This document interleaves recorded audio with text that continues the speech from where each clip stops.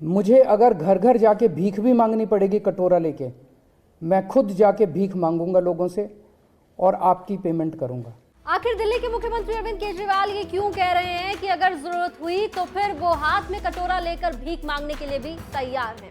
आप देख रहे हैं दिल्ली तक, मैं हूं आपके साथ अनुराधा तंवर। दिल्ली के मुख्यमंत्री अरविंद केजरीवाल ने 1 नवंबर को प्रेस कॉन्फ्रेंस की और इस प्रेस कॉन्फ्रेंस में सीधे तौर पर विनय कुमार सक्सेना, दिल्ली के मौजूदा उपराज्यपाल, और भारतीय जनता पार्टी पर जमकर निशाना साधा सीएम केजरीवाल ने और सीधे तौर पर कई आरोप लगाते हुए ये कहा कि दिल्ली के लोगों के लिए जो दिल्ली सरकार काम कर रही है उसे रोकने की कोशिश की जा रही है। अब इस कड़ी में दिल्ली सरकार की जो योग क्लासेस की योजना है उस पर रोक लगाने का आरोप जो है वो मुख्यमंत्री अरविंद केजरीवाल की ओर से उपराज्यपाल विनय कुमार सक्सेना और बीजेपी पर लगाया गया। उन्होंने कहा कि दिल्ली सरकार ने पिछले साल दिसंबर में, यानी कि 2021 में दिसंबर के महीने में योग क्लास जो है वो कार्यक्रम स्टार्ट किया था, वो योजना शुरू की थी जिसके तहत दिल्ली के 17,000 लोगों को योगा क्लासेस दी जा रही हैं। लेकिन अब दिल्ली के एलजी और भारतीय जनता पार्टी इस योजना को बंद कर रहे हैं, बंद करने की कोशिश कर रहे हैं। लेकिन मुख्यमंत्री ने ये कहा कि चाहे कुछ भी हो जाए, योगा क्लासेस नहीं रुकेंगी, अगर जरूरत पड़ी तो वो भीख मांगने के लिए भी तैयार हैं। सुनिए उनका बयान।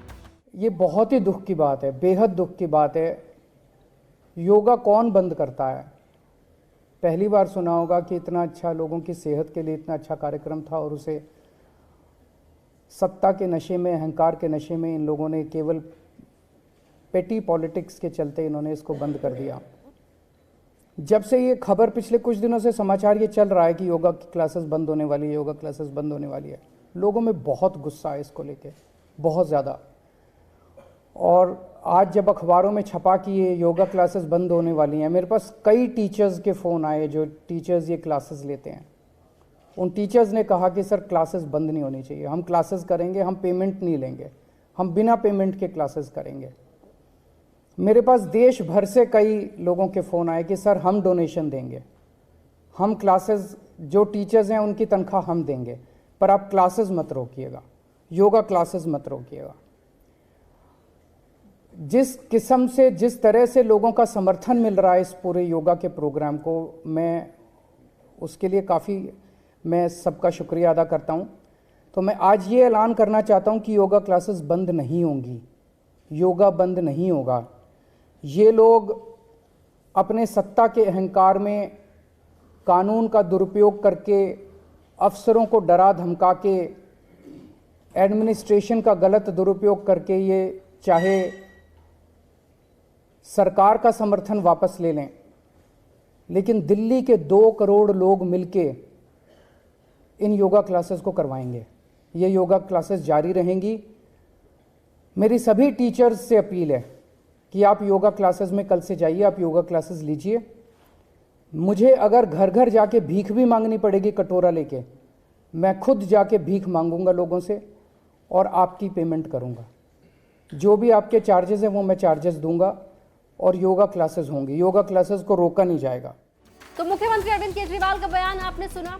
आपको ये भी बता दें कि इससे पहले आरोप ये लगे कि फाइल दिल्ली सरकार ने एलजी कार्यालय भेजी थी, राज निवास भेजी थी और वहां से उनकी फाइल को मंजूरी नहीं दी, योग क्लासेस की जो फाइल थी, और उसके बाद मंगलवार के दिन ये क्लासेस नहीं हुई। लेकिन मंगलवार को ही सीएम की प्रेस कॉन्फ्रेंस थी और सीएम ने ये ऐलान कर दिया कि चाहे कुछ हो जाए, योगा क्लासेस नहीं रुकेंगी।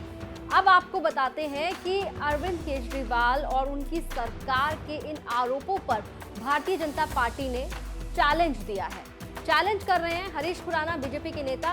वो पूछ रहे हैं कि आप जो दावा कर रहे हैं कि आपने फाइल जो है एलजी साहब के दफ्तर भेजी, आप जरा एक बार दिखाइए कि एलजी साहब के दफ्तर पहुंचने की रिसीविंग कहां है आपके पास। सुनिए। अरविंद केजरीवाल जी, मैं आपको आज चुनौती देता हूं। आप कह रहे हैं कि फाइल लेफ्टिनेंट गवर्नर साहब के पास है। कृपया लेफ्टिनेंट गवर्नर साहब के ऑफिस की रिसीविंग किस डेट की हुई और किस टाइम की हुई, वो आज जरा दिल्ली की जनता को दिखा दीजिए। आप कह रहे थे, अभी फाइल लहरा के कह रहे थे कि ये फाइल हमने भेज दी है। आप कह रहे हो कि हमने फाइल अगर भेज दी तो फाइल आपके पास क्या कर रही है, सवाल ये उठता है। और जो झूठ बोल रहे हो उसका सबसे बड़ा कारण ये है कि जो फाइनेंशियल इन्वॉल्वमेंट है इन सब चीजों के अंदर, चाहे वो 20,000 रुपए इंस्ट्रक्टर को देने के लिए हो, चाहे वो 1.5 लाख रुपए कंसल्टेंट को देने के लिए हो, आपने पिछली बार भी बिना किसी अप्रूवल के लिया है, इसीलिए आप वो फाइल जानबूझकर नहीं भेज रहे हैं, हमारा ये आरोप है। और दूसरी बात, आप कहते हो कि चिट्ठी चिट्ठी खेलने से क्या अप्रूवल हो जाते हैं क्या? परसों जब आप गए थे 2 दिन पहले लेफ्टिनेंट गवर्नर साहब से मिलने, आप वो फाइल लेके क्यों नहीं गए, सवाल ये उठता है। मैं फिर चैलेंज करता हूं आपको, डेट और रिसीविंग की टाइमिंग ये एलजी साहब के ऑफिस से जो हुई है उसको जरा सार्वजनिक करे, आपको चैलेंज है। अरविंद केजरीवाल जी, मैं आपको आज चुनौती देता हूं। आप कह रहे हैं कि फाइल लेफ्टिनेंट गवर्नर साहब के पास है, कृपया लेफ्टिनेंट गवर्नर साहब के ऑफिस की रिसीविंग किस डेट की हुई और किस टाइम की हुई, वो आज जरा दिल्ली की जनता को दिखा दीजिए। आप कह रहे थे, अभी फाइल लहरा के कह रहे थे कि ये फाइल हमने भेज दी है। आप कह रहे हो कि हमने फाइल अगर भेज दी तो फाइल आपके पास क्या कर रही है, सवाल ये उठता है। और जो झूठ बोल रहे हो उसका सबसे बड़ा कारण ये है कि जो फाइनेंशियल इन्वॉल्वमेंट है इन सब चीजों के अंदर, चाहे वो 20,000 रुपए इंस्ट्रक्टर को देने के लिए हो, चाहे वो 1.5 लाख रुपए कंसल्टेंट को देने के लिए हो, आपने पिछली बार भी बिना किसी अप्रूवल के लिया है, इसीलिए आप वो फाइल जानबूझकर नहीं भेज रहे हैं, हमारा ये आरोप है। और दूसरी बात, आप कहते हो कि चिट्ठी चिट्ठी खेलने से क्या अप्रूवल हो जाते हैं क्या? परसों जब आप गए थे 2 दिन पहले लेफ्टिनेंट गवर्नर साहब से मिलने, आप वो फाइल लेके क्यों नहीं गए, सवाल ये उठता है। मैं फिर चैलेंज करता हूं आपको, डेट और रिसीविंग की टाइमिंग ये एलजी साहब के ऑफिस से जो हुई है उसको जरा सार्वजनिक करे, आपको चैलेंज है। एक तरफ दिल्ली सरकार, दूसरी तरफ है दिल्ली के उपराज्यपाल और तीसरी तरफ है भारतीय जनता पार्टी। ऐसा लग रहा है जैसे देश की राजधानी दिल्ली जंग का अखाड़ा बन चुकी है। जी हां, कभी दिखाई देता है, सुनाई देता है कि दिल्ली सरकार एलजी पर निशाना साध रही है, बार बार आरोप लगा रही है कि हमारी फाइलों को मंजूरी नहीं दे रहे हैं एलजी साहब।